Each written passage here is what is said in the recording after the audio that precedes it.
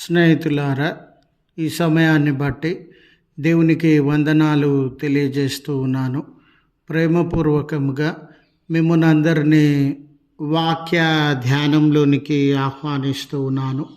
అక్షయమైన ధనము అనే ఆలోచనను మీతో కూడా పంచుకోవడానికి ఇష్టపడుతూ ఉన్నాను కనుక దేవుని యొక్క వాక్యమును మీరు ముగింపు వరకు ఆలకించాలని మీ కుటుంబ సభ్యులతోనూ తోటి విశ్వాసులతోనూ ఈ వీడియో షేర్ చేసుకోవాలని మీ ప్రార్థన మనవులను తెలియజేయండి.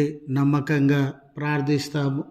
ఈ వీడియో మీ ఆధ్యాత్మిక జీవితంలో ఉపయోగకరంగా ఉంది అని మీకు అనిపిస్తే దయచేసి ఈ ఛానల్ను సబ్స్క్రైబ్ చేసుకొనవలసినదిగా మనవి చేస్తూ ఉన్నాను. లేఖనము లూకాసు వార్త 12వ అధ్యాయము 33వ వచనము, పరలోకమందు అక్షయమైన ధనమును సంపాదించుకొనుడి.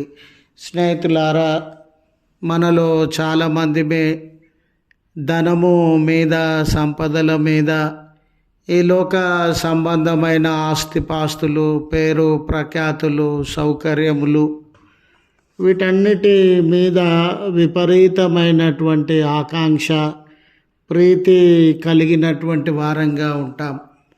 మన జీవితంలో ఆస్తికే, అంతస్తుకే, పేరు ప్రఖ్యాతులకే, సంపదలకే మొదటి స్థానాన్ని ఇచ్చేటటువంటి వారంగా ఉంటాం.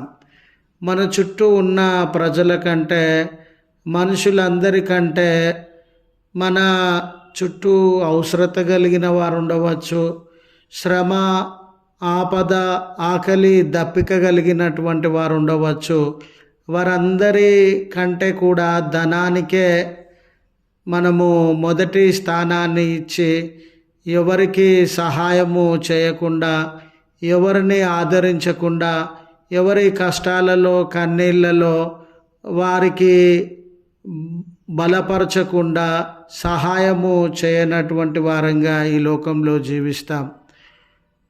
నేను ఇంకా సంపాదించాలండి, నేను ఇంకా ఎదగాలండి, వాళ్ళకి వీళ్ళకి సహాయం చేసుకుంటూ వెళ్తే నేను కొరత పాలవుతానేమో, నా దగ్గర ఉన్న ధనము తరిగిపోతుందేమో అనే ఆలోచన కలిగినటువంటి వారంగా ఉంటాం.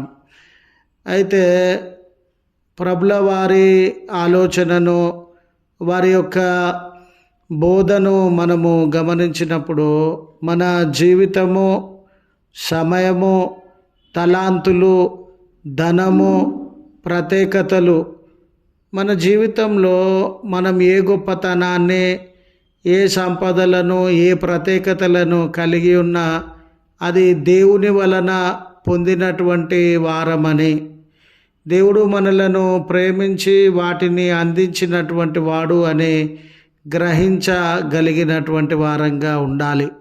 దేవుడు ఈ గొప్పతనాన్ని, ప్రత్యేకతను మనకు ఇవ్వడంలో ఆయనకున్న ఆలోచన ఏమై ఉన్నది, ఆ వారి యొక్క ఉద్దేశము ఏమై ఉన్నది అని తలపోసినప్పుడు మన చుట్టూ ఉన్న ప్రజలను వారి ఎడల కనికరాన్ని ప్రదర్శించడానికి, ప్రేమను ప్రదర్శించడానికి, కష్టకాలంలో వారికి సహాయమును అందించడానికి దేవుడు వీటిని మనకు అనుగ్రహించినటువంటి వాడుగా ఉండినాడు.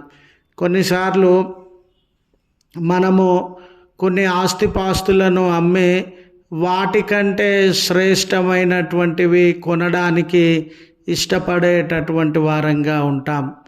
కొంతమంది తమకున్నటువంటి స్థలాలను అమ్మి ఇండ్లను కొనేటటువంటి వారుగా, ఇండ్లను అమ్మి స్థలాలను కొనేటటువంటి వారుగా, వాళ్ళ ఆస్తులన్నిటినీ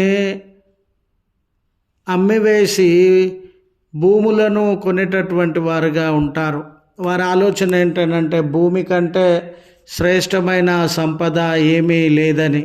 అయితే ప్రభుల వారు ఈ లోకంలో ఉన్న మన యొక్క సొత్తును, మన యొక్క ధనాన్ని వినియోగించి ఇతరులకు సహాయం చేసినప్పుడు, వారి ఎడల ప్రేమ, కనికరాన్ని ప్రదర్శించి వారి అక్కరల యందు వారి పక్షాన నిలువబడినప్పుడు, వారిని బలపరిచినప్పుడు పరలోక రాజ్యంలో మన సంపద రెట్టింపు అవుతూ ఉన్నదని. ఈ లోకంలో సంపాదించాలంటే ఎన్నో మార్గంలు ఉండవచ్చు. అయితే పరలోక రాజ్యంలో మనము ధనము సమకూర్చుకోవడానికి ఒకే ఒక మార్గం ఉంది. అది ఏమిటంటే మనం ఇతరుల ఎడల జాలి, కనికరాన్ని, సహాయాన్ని ప్రదర్శించేటటువంటి వారంగా ఉండాలి.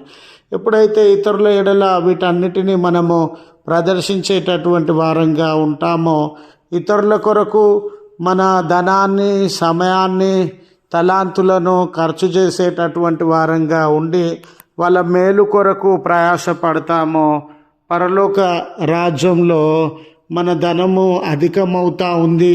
అక్కడ మనము ధనాన్ని సంపాదించుకునేటటువంటి వారంగా ఉంటాము అనే సత్యము మనకు బయలుపరచబడతా ఉంది. ఈ లోక సంబంధమైన ధనము తరిగిపోతూ ఉండవచ్చు, దొంగల పాలవుతూ ఉండవచ్చు, మనల్ని విడిచి వెళ్ళేటటువంటిదిగా ఉండవచ్చు. ఏదో ఒక మార్గంలో దాన్ని మనము కోల్పోయే అవకాశం ఉండింది. అయితే పరలోక సంబంధమైనటువంటి ధనము ఎవరు దొంగిలించలేరు. అది మన నుండి దూరం కాదు, అది చెడిపోయే అవకాశము లేదు అని, అది శ్రేష్టమైనటువంటి ధనము, శ్రేష్టమైన అవకాశము అని ప్రభువు మనకు సెలవిస్తున్నటువంటి వేళ అక్షయమైన ధనం కొరకు మనము ప్రయాసపడాలని జ్ఞాపకం చేస్తూ ఈ మాటలను ముగిస్తూ ఉన్నాను. ప్రార్థించుదము. కృపగల తండ్రి, ప్రేమగల మా దేవ, మీ పరిశుద్ధ నామమునకు వందనాలయ. ఈ దినపు దీవెనలతో మమ్మను దర్శించండియా. ఎల్లకాలము సంపదలే ఉన్నతమైనటువంటివని, డబ్బే ఉన్నతమైనటువంటిదని ఈ లోకంలో జీవిస్తూ ఉన్న తరుణంలో పరలోక సంబంధమైన ధనమును గూర్చి మాకు జ్ఞాపకం చేసిన విధానమును బట్టి వందనాలు. ఈ ధనము సంపాదించుకునే మార్గము మేము ఎరిగి అనుసరించేటటువంటి బిడ్డలంగా జీవించుటకు మీ సహాయాన్ని అనుగ్రహించండి. ఈ ప్రార్థనలో ఏకీభవించుచున్న కుటుంబములను, వ్యక్తులను మీరు జ్ఞాపకం చేసుకునండి. వారి జీవితాలలో ఏ కొరతలు, సమస్యలున్నా దూరపరిచి దినపు మేళ్లతో వారిని దర్శించమని క్రీస్తు పేరట వేడుకొనుచు ఉన్నాము తండ్రి. ఆమెన్. తండ్రి, కుమార, పరిశుద్ధాత్మ త్రియేక దేవుని దీవెన మనకు తోడై ఉండి మనలను కాపాడునుగాక. ఆమెన్.